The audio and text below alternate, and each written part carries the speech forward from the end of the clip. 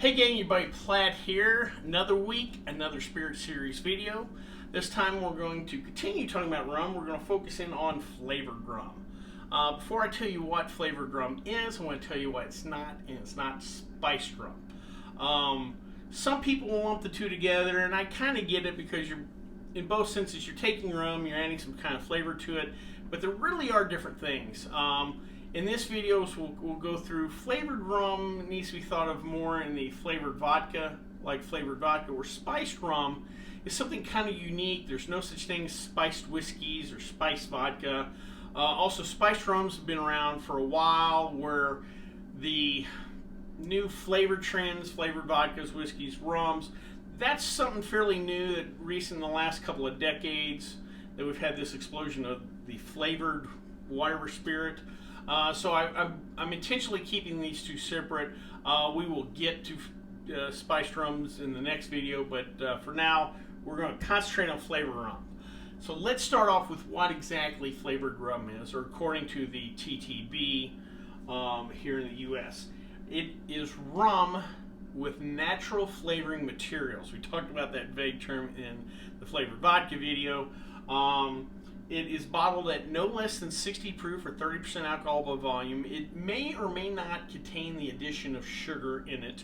It may also contain up to 2.5% wine in it.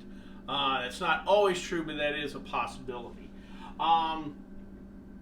The predominant flavor that's added to the rum has to be on the label. So if it's mango, pineapple, whatever, that has to be put on the bottle, has to kind of lead. Again, like with vodkas, citrus flavored vodka, banana flavored vodka, what have you. The rum that's used in the production of flavored rum, it tends to be a light rum, and it makes sense.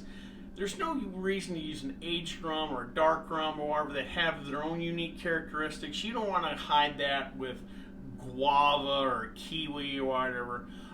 So it makes sense that you would use a light rum. Also, I pointed out in the light rum video that light rum's kind of the vodka of rums, provides you with a fairly neutral base. With rums, it's just kind of a general sweetness that allows, again, those flavors to get highlighted more.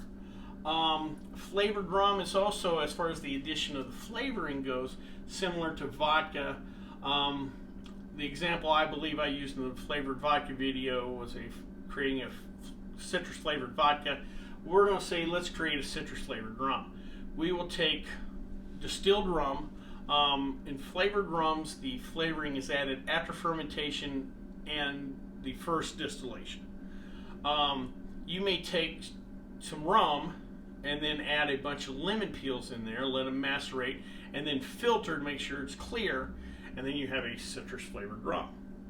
Or you may take that rum, macerate those lemon peels again, but this time run it through the still one more time, and you still pick up those citrus notes. You may take those citrus peels and extract the citrus oil and add that to there. Or you may create a citrus extract that then gets added to it. And again, with the citrus flavors or with fruit flavors, it's easy to add the fruit, macerate it, whatever. But if you start getting into like bubblegum flavoring, stuff like that, usually there's an extract or oil that's created to then add to the rum to get to that point. I do want to briefly talk about a rum that I think has a unique way of getting its flavor, and it's called single prop rum.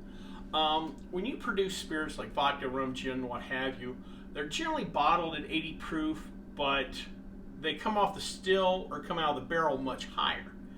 And so to get it down to that 80 proof, distilled water is added to cut down to bottle proof. What single prop does is they use coconut water to cut their rum down to that 80 proof or that bottling proof. And that's a unique way to get flavor in there. In a roundabout way, they've already got a cocktail in a bottle if you think about it. Rum and coconut water is already a popular drink. Well, they kind of got it all in one. So I thought that was a very unique way of creating a flavored vodka or flavored rum in a roundabout sense. speaking of flavored rums, the one we're going to try today is Malibu. I know personally it was the first flavored rum I was ever introduced to. If you're of a certain age, I'm going to say 30, 35 and older, it was probably the first flavored rum you were ever introduced to. I do want to finish, though, the name out real quick because it tells a story. Malibu Caribbean Rum with Coconut Liqueur.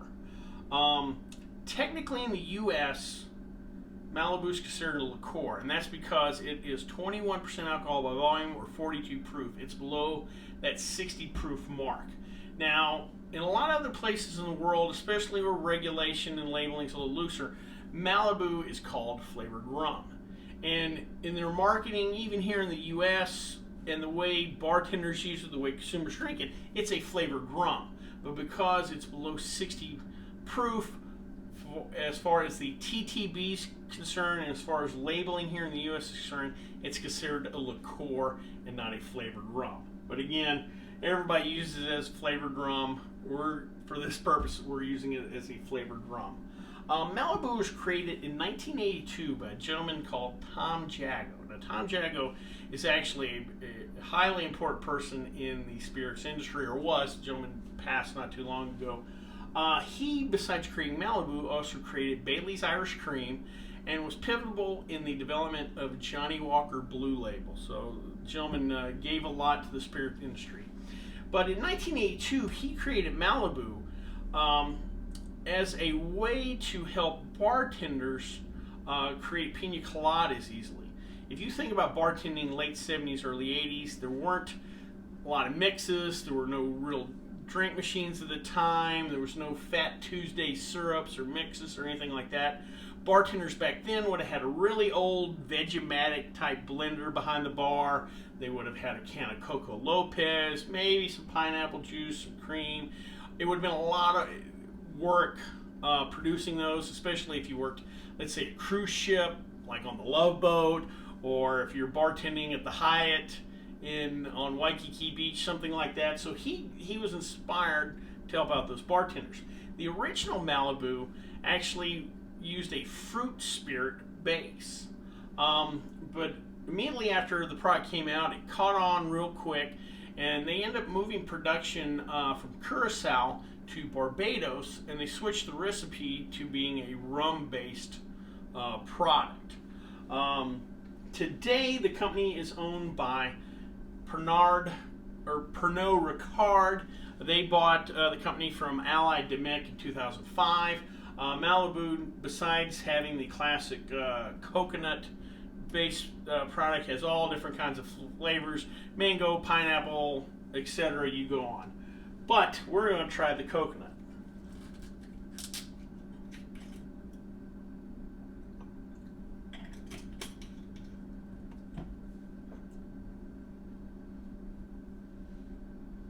I get basically suntan lotion on the nose almost. I do pick up a little bit of spirit, but it's almost like somebody spilled some rum in my suntan lotion. Let's give her a try. Taste-wise, somebody spilled rum in my suntan lotion. But they also threw some sugar in. A real nice taste. At 42 proof, there's not a lot of burn to it, what have you. It's not hot.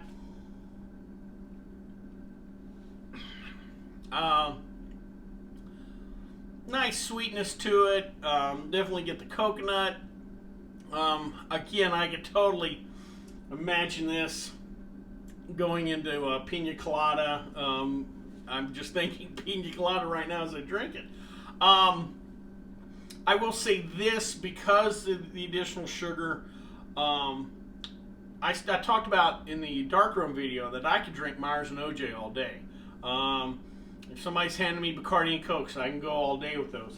Because of the additional sugar in this, I don't know if I could drink these all day. Definitely would like a pina colada with it, but I'd probably like one pina colada. I could probably drink a couple of Malibu Cokes, a couple of Malibu OJs, pineapples, what have you. But again, it'd be 2 to 3. I don't think I could continuously knock these back. With that being said, great little rum drink, perfect poolside Again, you could throw it in almost any kind of juice and it works. You could throw it in any kind of daiquiri, frozen drink to a certain extent, you know. Again, you just want to make sure the sweetness thing works with whatever flavor. I don't know if this is something I would throw into a cocktail. Probably would go good with a mojito, but I don't know, you know, if I got, you know, I don't know if I want to go too many rungs up the mixology ladder with this. Stick to the basics and you'll be just fine. Well, I hope you liked this video. If you did, please subscribe down below. Also, please like the video because it lets YouTube know I'm putting out good content. If you have any questions, comments, concerns, please leave them in the comment section, or you can always contact me on the Twitter page. Till next time, bottoms up.